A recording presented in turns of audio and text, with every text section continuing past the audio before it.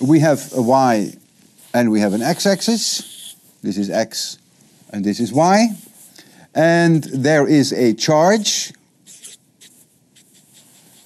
Q1, at these locations in x and y. Here is Q1. And there is here a charge, Q2. And Q1 is positive, is 4 times 10 to the minus 9 Coulomb. And Q2 equals minus 6 times 10 to the minus 9 Coulomb. And you're being asked what is the electric field at the origin O. How is electric field defined? If I have a point A here and I have a point B here, and there is a charge plus Q here at point B, then the electric field is defined radially outwards from B pointing in the direction of A, because this is a positive charge. If this were a negative charge, it would be reversed. It would be pointing in the direction of B, so I call it E of A. And if the separation between them is R, then E of A, if I take the magnitude of it now, is the charge at location Q divided by 4 pi epsilon 0 R squared. And I already indicated the direction. The use of electric field, which by the way has as a unit Newton per Coulomb, is the following. If you were to place at location A a charge capital Q, then the force that this capital Q would experience would be simply the electric field at A times capital Q. So that's the reason why electric field is introduced.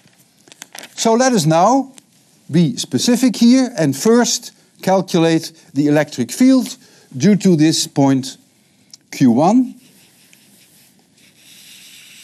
Here is that electric field, E1, and I will decompose it into the x and into the y direction.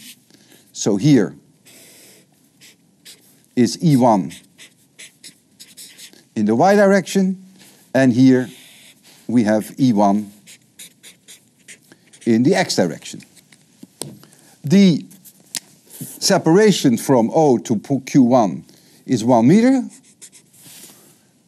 The angle here I will call theta, so this is also theta, and this is also theta. What is the magnitude of E1? Let's do that first. The magnitude of E1, I put here bar so that it's magnitude, is simply this charge here, 4 times 10 to the minus 9, times 9 times 10 to the plus 9, because that's the 1 over 4 pi epsilon 0, divided by the distance squared, which is 1 squared, and so this is 36 newtons per Coulomb. What now is the x component? I now have to multiply by the cosine of theta. So E1 in the x direction then, multiplying by the cosine of this angle theta, would be minus 28.8 newtons per Coulomb. Why minus? Because it's pointing in the minus x direction. And what is E1? Y? Now I have to multiply by the sine of theta, and so I get minus 21.6 newtons per Coulomb. Why minus? Because clearly you can see it's pointing in the minus direction.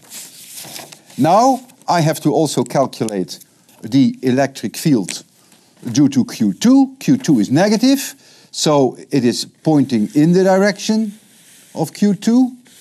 I call this E2. It turns out it has only a component in the x direction. And so E2 you should be able to find now quite easily. It is already in the x direction, so I can already put an x here. That, if you put in the numbers, turns out to be 84.4 newtons per Coulomb. And you now have to calculate the net electric field. So you have to take E1 and E2, E net, vectorially equals E1 plus E2. And I'm sure you can do that. parallelogram. So this is the net electric field, and you should have no problems calculating both the magnitude as well as this angle, let's call it alpha, and I will leave you with that. That should not pose any more problems.